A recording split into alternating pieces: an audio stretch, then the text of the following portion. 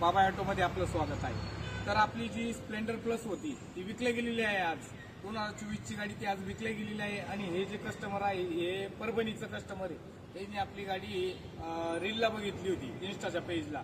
तर गाडी कशी वाटली आपल्या कस्टमरला सांगा तुम्ही। गाडी तशी आम्ही इंस्टाग्रामवर बघितली होती, तशी सगळ्या त्या स्पष्टपणे येऊन बघितली जशी होती तशीच आहे आणि गाडीची कंडिशन एकदम चांगली आहे।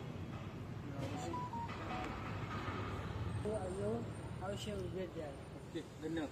थांबा बाबा ऑटोला एक दिवस अवश्य भेट द्या। अभिनंदन तुमचं बाबा ऑटोमध्ये। ओके, धन्यवाद।